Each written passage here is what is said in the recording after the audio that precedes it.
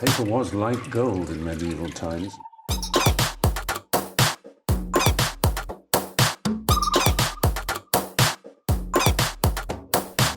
Oh, not tobacco, sugar. That everything we thought we knew about the world might turn out to be completely wrong.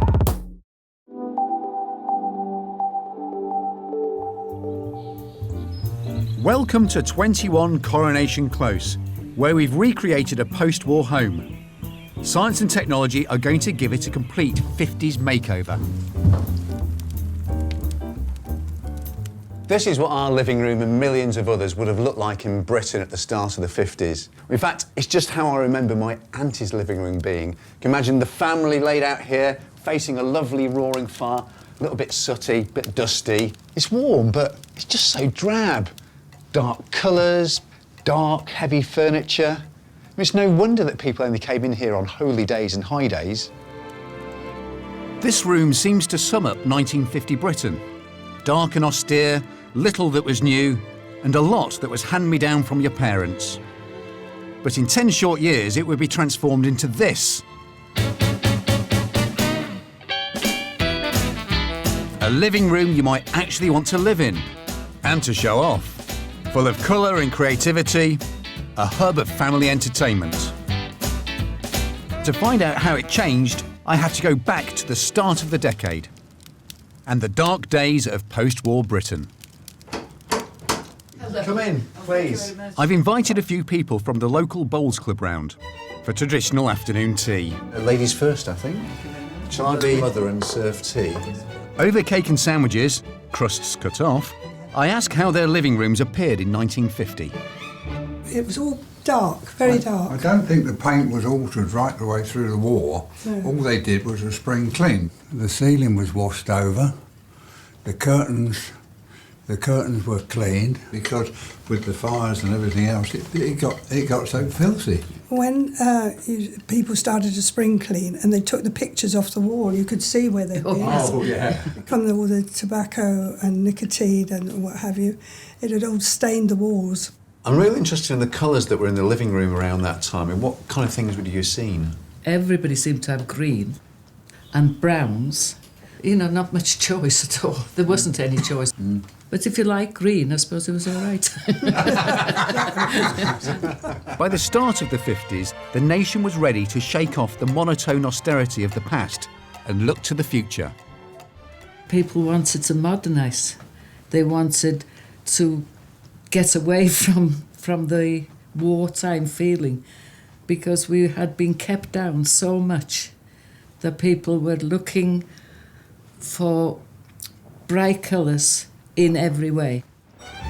And they found colour at the Festival of Britain in 1951.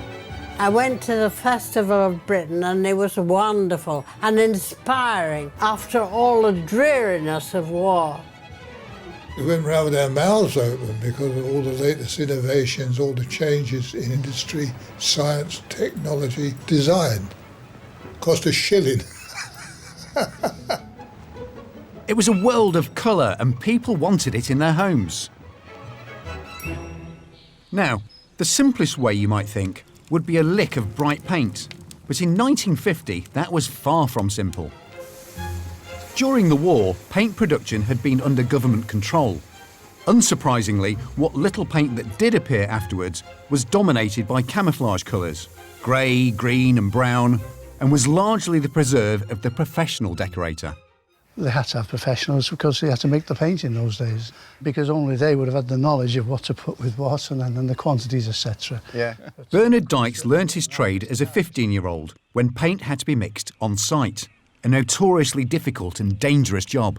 So if we're going to make the paste now, we should be wearing some protection, shouldn't we? Yeah, we should indeed, yes. Okay. We don't want to inhale any of this white lead dust. In the 50s, paint was a pretty high-octane cocktail of lead, toxic, linseed oil, combustible, and terps, which was flammable. You can actually, it stinks. It doesn't stink, it's a beautiful smell. I can see why you'd want a professional to do this job. And there we are. Traditional paints weren't just complicated and hazardous, They were far from cheap, especially if you wanted bright, light colours. The affordable options came in shades of dark and drab. So how did science make paint safe enough for all of us to just slap it on a wall? Well, the magic ingredient had a rather unlikely source: crude oil. Demand for fuel doubled during the 50s as car ownership grew. Man's desire for freedom of movement has been fulfilled with petroleum. As the petrochemical industry boomed, so did the range of byproducts, as scientists discovered more and more chemicals in crude oil that would transform household paint and almost every aspect of our home. The 50s was the petrochemical decade, and there's one man we have to thank for all of this. Let's step back from the 1950s to the 1850s. This is James Young. Now, James was the world's first oil man. He invented the process for separating out different petrochemicals, oil refining. But his oil refinery wasn't in Texas, it was in Scotland. This is going to be my Hall of Fame to celebrate the scientists and innovators who helped transform our living rooms in the 50s. Thanks to James Young, we can extract all manner of useful things from crude oil, including the magic ingredient used to make safe household paint. All I need now is an oil refinery.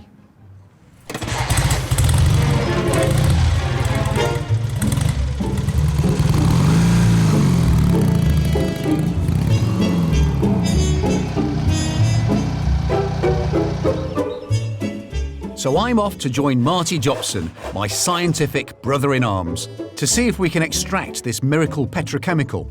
And we've constructed our own miniature, rather magnificent refinery. So what we have here at the bottom, there's a pressure cooker, and inside the pressure cooker is a load of this stuff, crude oil. To break down crude oil into its component parts, you need to heat it. Crude oil, boil it up, comes at the tube, the bits we don't want drop to the bottom, the bits we do want at the right temperature come out the top as a gas. It condenses, turns into a liquid, dribbles down, we collect it in the pot. No, it's warming up slowly. As the oil heats up, different chemicals evaporate off and can be collected one by one. Now, if we've built this properly, we should shortly see a chemical boiling off. And the first one at 40 degrees Celsius will be liquid petroleum gas, LPG. Condensing in there. Can you see on the wall? True enough, these gases start rising and condensing in our distillation tower. Oh. But rather than dribbling into a jam jar, they escape through a leak. It's leaking somewhere, isn't it? That should stop it. Marty bodges a fix. We don't want to lose the next chemical. The temperature continues to rise. Oh, look. And at around 80 degrees, a second liquid starts to appear. Oh! No! Yes! We have naphtha. We have just succeeded in distilling pure naphtha. This is it, we've got the stuff. I think, yeah, we got what we wanted, so that's good. The wonder ingredient that forms the basis of just about every plastic we know today, including a liquid plastic we need for our paint, because naphtha is also the basis of polyvinyl acetate. PVA, that's kids' glue. Not sure how much. PVA put the thick and sticky into safer water-based paints. 1, 2. Okay, right, do you want to paint it on for us? Okay. Paint a section. Water-based paint without PVA is clearly useless. Look at that. It's a nice colour. There's a bit of a problem. It's not really sticking, is it? And it's see-through, and it's just all horribly streaky. But not so with kids' glue in the mix. So what we've made here, actually, is a vinyl emulsion. And it's the polyvinyl acetate that safely binds the pigment in a consistent colour, giving cheap, bright, ready-mix paint in a tin. Imagine being able to buy that stuff in the 50s down the shop. It's non-toxic, it sticks to the wall, it's bright, it's vibrant. Yeah, that looks good. Modern synthetic wall paint, suddenly, one coat, two coat, bang, wow, you had a new, bright, clean colour. And it was the same colour. And it was the same colour that was on the chart and in the tin.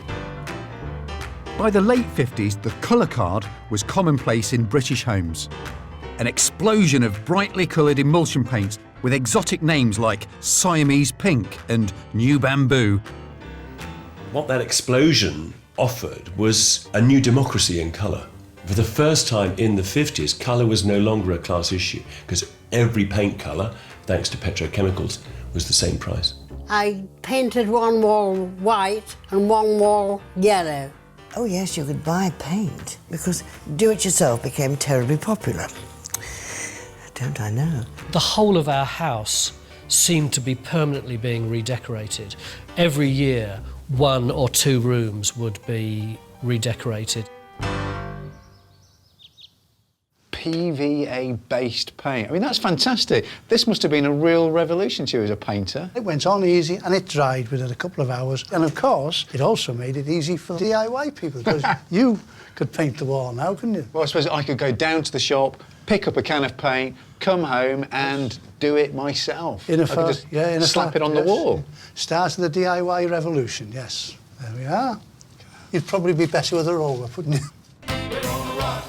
Thanks to synthetic paints, people could have colour and they could do the decorating themselves. Just one coat has kick-started our 50s makeover. The living room feels really bright and jolly, making it a space I might now want to spend time in.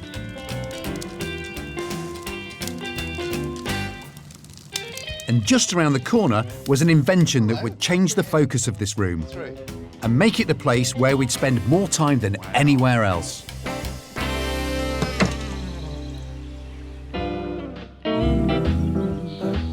I'm using this house to investigate the inventions and innovations of the 1950s that changed the way we lived.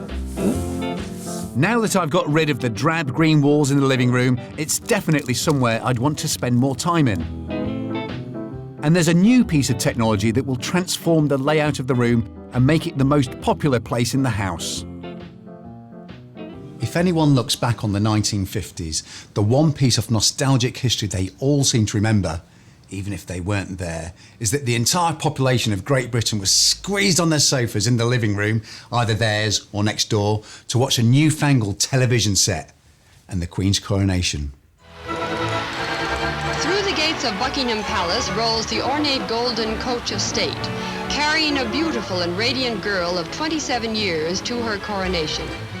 At the start of the 50s, there were just 300,000 TV sets in Britain.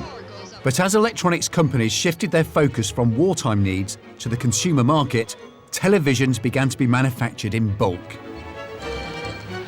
It was the young Queen Elizabeth that provided the industry with the ultimate marketing tool. She wanted to share her coronation live with the country, and it was this event that kick-started our obsession with the goggle box. As Elizabeth II enters the Abbey. And I certainly don't want to miss out, so I've ordered myself a television. That'll be it now. Hello, come in. Through. I've ordered a Bush TV24, and it's designed in a stylish wood finish to blend in with the other furniture in my living room. They made televisions as a part of the furniture. So you went in there and you looked at it and it was all wooden. My parents owned a television, a Bush television made in the 50s, which was, to all intents and purposes, a drinks cabinet. It had this sliding shutter at the front in timber, which when you peeled it back, revealed, oh goodness me, there's a screen inside, not, 3 bottles of martini. Being a bit flash, I've paid extra to upgrade from a 9-inch screen to a whopping 12 inches. I've got a widescreen. You've got a widescreen? Yeah, I'm going to be very popular with neighbours. Absolutely. Who haven't got a TV, by the way. We had the only one in the street. It was a 10-inch Bush television. I mean, literally, like that. If you wanted to watch a programme, and there weren't that many to watch, you had to turn it on at least 5 minutes before because it took that long to warm up. And with only one TV channel, it doesn't even need a tuning knob on the front. Just a bit of adjustment round the back. It's almost time for the coronation, so I'll leave you to tune it in and I'll go make us a nice pot of tea. Jolly good. TV ownership rose to 2 million by the time Elizabeth was crowned. Now do homage to Her Majesty. But with a telly costing up to a month's salary, it's no surprise many people pop round to their more affluent neighbours. I remember seeing the coronation. We had a street party on that day. Knock on the door. Can I watch the television, please? And there were about 23 people in our sitting room, which was small enough anyway. It's estimated a massive 27 million viewers or lookers in as they were called, watched the coronation live. I think I need to make another pot. That's roughly 13 people crammed in front of every single screen in the land. Our love affair with the box didn't finish with the coronation, and by the end of the decade, there were over 16 million sets in the country. Every day was almost like a bit of a party, celebrating this amazing thing that you were sitting watching, that you couldn't quite believe that pictures were coming down a tube. Lord Beaverbrook, who owned Express newspapers, sent a memo out to his staff saying, "Do not pay too much attention to television. I feel it is a passing phase that will never catch on with the public." It's quite extraordinary. Once the television was there, the whole geography of the house changed. I imagine it's a bit like what would happen if you put an altar into your house. Chairs and sofas were now arranged around the flickering light generated by the TV. And speaking of sofas... You know, seeing all those bums on the seats watching my brand new television made me realise just how saggy and, well, quite dusty my old furniture really is. Furniture had been rationed during the war as it used up so many of Britain's scarce resources. To show you what I mean, Marty and I need to carry out an autopsy. This wouldn't look out of place in my 1950 living room. Well, it is a pre-war sofa, so no, it wouldn't. Let me show you what's inside. What's that stuff? This is wool. Was that supposed to give you comfort? Yeah, that's the soft bit. And then under that, a layer of Hessian. I think this is coconut. Look at that. That's ridiculous. Monster springs. Look at that. Up your bum. This bit at the back, is it wood or straw? I think it's wood shavings. That's like animal, mineral, vegetable, all in one piece of furniture. Yeah, and rich people would have had horsehair in here as well. It's no wonder furniture was so cumbersome and not replaced very often. It's just super complicated. Loads of layers, time-consuming to make, incredibly expensive. And then science offered us a bright, clean, body-hugging vision of the future. And the magic ingredient was foam. Until the 1950s, sofas were made with springs made out of steel and horsehair and pig skin and dog lick, and they were enormously uncomfortable. And you get to the 50s and suddenly foam, cheap foam is available that allows you to make really squishy, soft sofas, which offered comfort. Time for Marty and I to make our own foam, and we're going to start off with a rather unlikely mix of chemicals. This is hydrogen peroxide. That's the kind of stuff you use to bleach your hair. This is entirely natural, I'll have you know. No bleach. I don't believe you. Carry on. So this stuff, yes, but it is. It's a bleach. And the key thing about it is if you add the right ingredients to it, we can get it to foam up. The second ingredient is this, washing up liquid. Yeah, which is bubbly. Yeah, that's going to give us the bubbles. And the third and last ingredient is this delicious smoothie. Here, have a smell. What's that? That is chopped liver, because inside liver is a chemical called a peroxidase. Right. And the peroxidase makes the hydrogen peroxide change to water and oxygen, which is a gas. So we create a load of gas inside the liquids and we should get a foam. Is that sort of a fizzy liver? Yes, an automatic Nice. fizzing system. OK.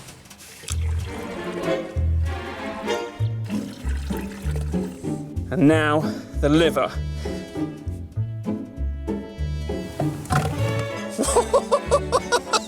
That's disgusting. It's absolutely repulsive. But having a sofa stuffed with a liquid liver souffle isn't practical for so many reasons. The big breakthrough for furniture designers came when scientists worked out how to capture these bubbles in a solid but spongy block. You're going to lift up that bucket Yeah. and pour that stuff into here. That's the isocyanate. This is called polyol. And then we will mix it up with this. The answer, yet again, lies in the petrochemicals that make plastic. This time round, the bubbles are encased in a thin film of plastic, which then sets firm. That's it. And out. Oh, wind. Here. Right, okay. Lid on. Let's just have a look. Oh, look, it's going, look! It's starting to go. And the joy of this recipe is that it can be poured into any shape of mould the designer wants. We've decided to go for the classic, if a little boring, cube look. Just to... Look, step back. It looks like it's alive. It's alive! It's alive! Those bubbles are really tiny. Yeah, well, that's what you want. You want that nice, tight, compact bubbles. And then when it's risen, we need to give it a bit of time to set. Whoa!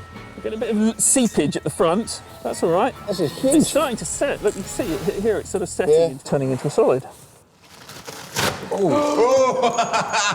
Smooth.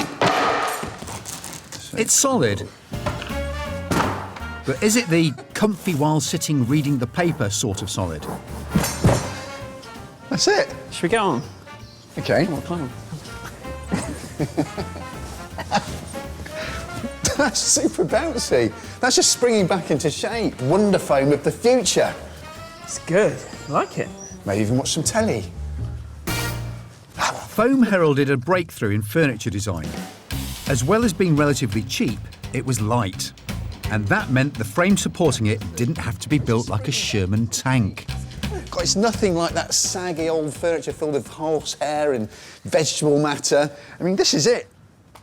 The sofas that they used the foam in were much lighter. They had very fine little legs. They sort of raised up off the ground, almost floating.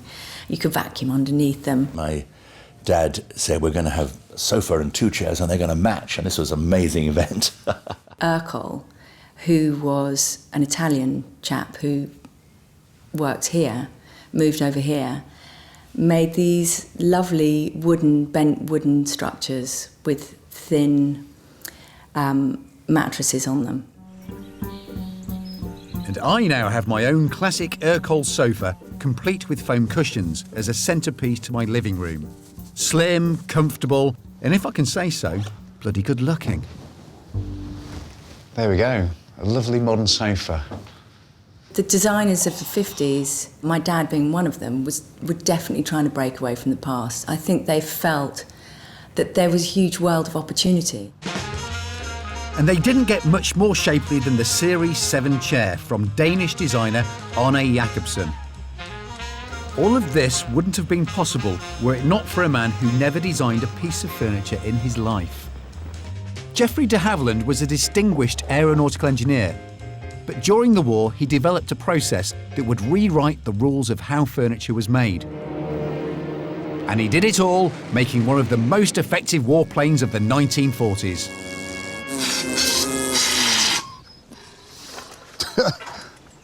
I know it's a programme about the home, but you'll forgive an aeronautical engineer if he gets excited about an aeroplane. This one in particular, it's the twin-engine Mosquito fighter bomber, and it was one of the fastest propeller-driven planes in the Second World War. And the secret of its success lay in its construction. It was made from bendy wood and glue. Plywood planes paved the way for plywood furniture. It was incredibly cost-effective as manufacturers only needed to use expensive cuts of wood as a veneer. What you start with is loads of layers of wood. We're going to put a layer of this on the top and a layer on the bottom. The inside of my version of the chair is going to be made from 4 layers of 2mm thick board. Yeah. Okay. This is cheap. This is expensive. We then take a mould. Here's a mould I made just out of foam insulation. This is my version. I don't know, we could call it a Marty 8. Series 8 or something like that. Okay, so that wood is then laid over there, sandwiched up. And the butter in our sandwich, so to speak, the glue that's going to hold it all together, is our friend PVA. Back to school glue. We're back to kids' glue again.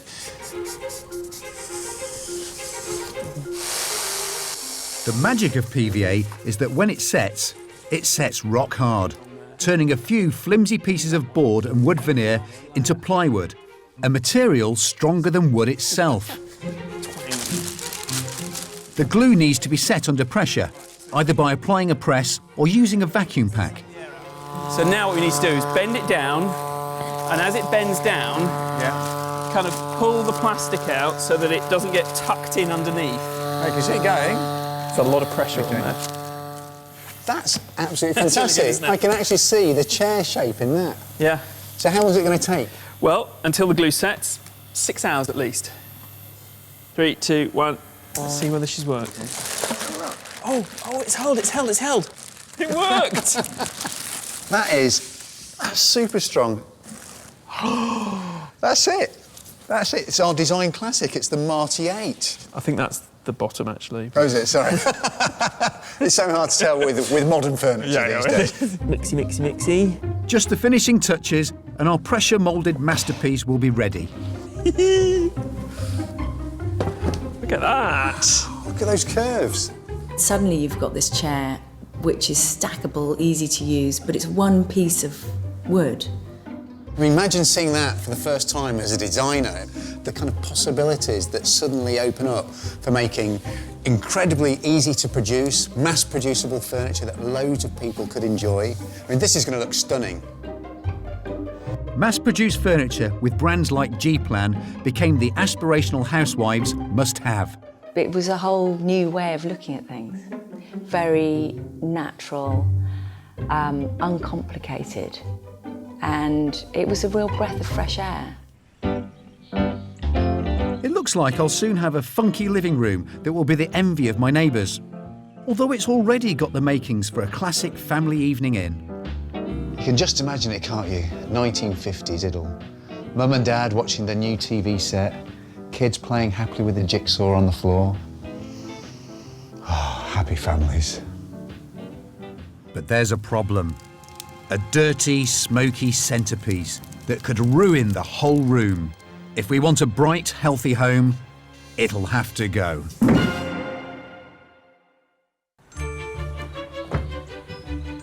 Inside 21 Coronation Close, the living room is beginning to resemble the bright, colourful family playground so beloved of 50s magazines. But it might not stay that way for long. It's lovely to have a real fire, but do you want something so dusty and dirty in your living room every day? And with Mum and Dad chuffing away on their fags, well, it's going to get really dirty and grubby in here.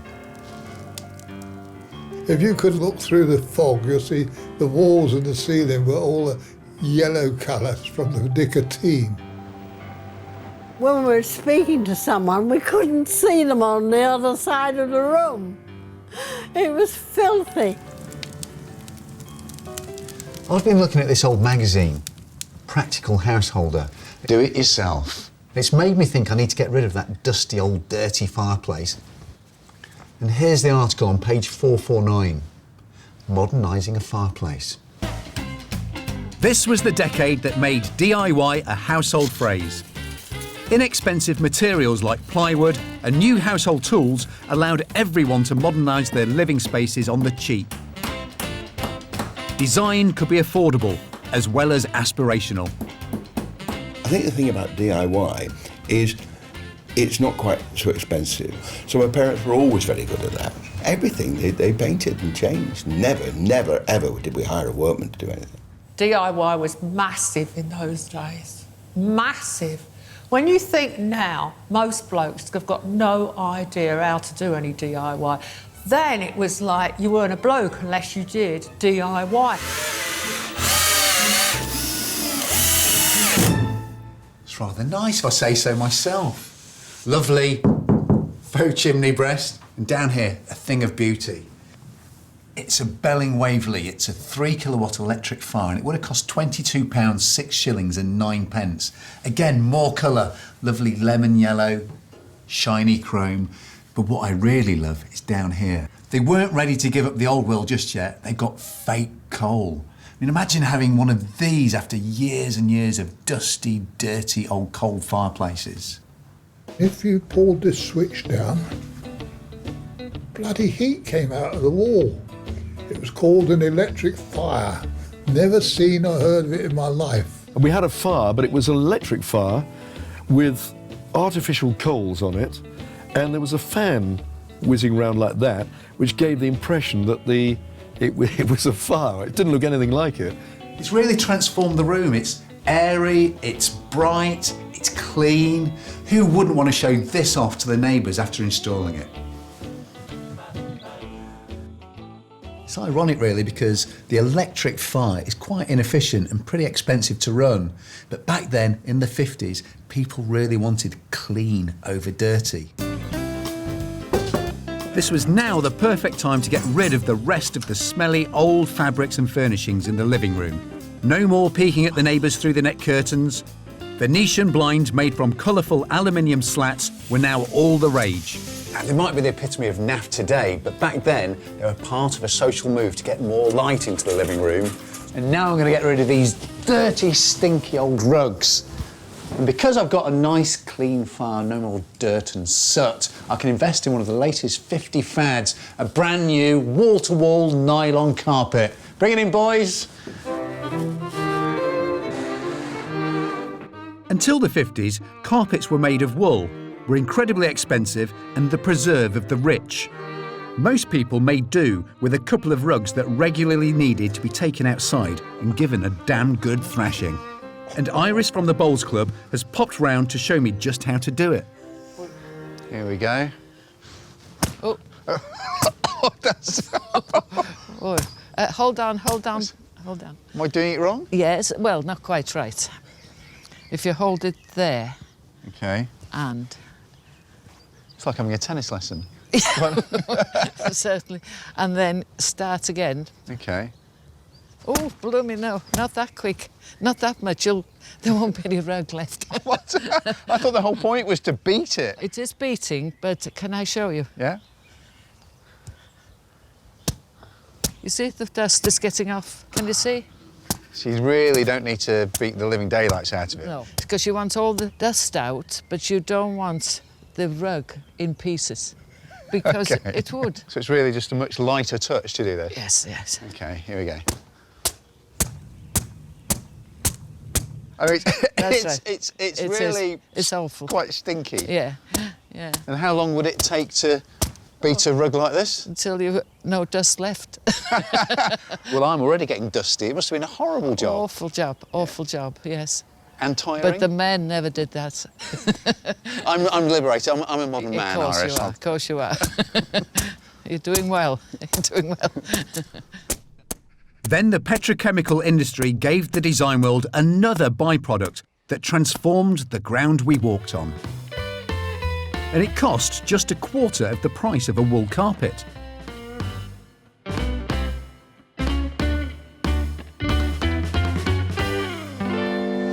Feel that. It's gorgeous. And thanks to mass-produced man-made fibres, you were able to get wall-to-wall luxury, warmth and colour. And a room this size would probably cost around, well, 25 quid to carpet, not much more than an electric fire. And at that price, I think I'm going to do upstairs. In just 1 year, carpet sales doubled. An explosion of colour spread across the floors of Britain. We had patterned carpets. Now I would look at them and think, oh my God, that is so hideous. You could have bright colours. It was warm and cosy. It was sort of luxurious. Take a young couple. As carpet sales rose, so did the must-have appliance to make light work of keeping them clean. And you have the perfect setting for a new Hoover cleaner. Right from the start, carpets need the care and the protection only a Hoover can give. One company name became synonymous with cleaning carpets. But I think it's about time we celebrated another little-known hero of mine. This is James Spangler, a janitor from Ohio. In 1907, he built a contraption using an electric fan, a soapbox and a pillowcase that sucked up dust. The first practical domestic vacuum cleaner. He later sold his idea to his cousin's husband, a certain William Hoover. If things had have turned out differently, we may now talk about spangling the living room carpet. By the end of the 50s, 2/3 of Britain's housewives were hoovering to their heart's content. Iris, I mean, after all that back-breaking, beating rugs, getting one of these, it must be such a revolution. Like magic. You must have had to save up for one. My husband gave up smoking for 3 months to save to get one. We couldn't afford to buy one outright, so he had to save. I mean, it was the 50s. Your husband must have loved smoking. He loved me. He loved you more. Yes, it was really wonderful to have my first vacuum cleaner. But it's only when you unplug it from the socket and take a look at the vacuum cleaner's innards that you see just how clever an invention it is. We've got the beta bar, which is replacing that action. Yeah. We've got the bristles, obviously sweeping up the dust. And we've got this fan, which is going to be sucking everything up into the bag at the back. Yes. It beats as it sweeps, as it cleans. It's wonderful. So actually having one of these allowed you to have a bit of a life, really? It did, because you could whiz round. I could look after my baby and we could do other nicer things than, than beating rugs. When did my mother get a vacuum cleaner? I think she was born with one. First of all, she had one that looked like a sausage dog without a head on. Then she had the upright one that went like that. They worked, they were great, and it was something I think every house would have had a vacuum cleaner.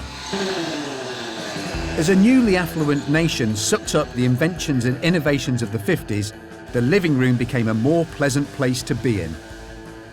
And as the family spent more time there, the look of the room became even more important. And thanks to science, we were about to become a nation of interior designers.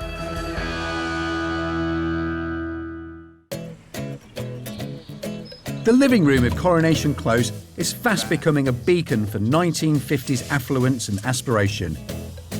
Science had given us brighter walls, labour-saving devices, and wall-to-wall luxury. Now it was about to give us a new national pastime, interior design. And most people started with this. Wallpaper. This was the age of the feature wall. And since paper has stopped being rationed, I saved up my money, I've gone down the shops, I bought my wallpaper, and I've come home to hang it. Petrochemical science gave us a new glue.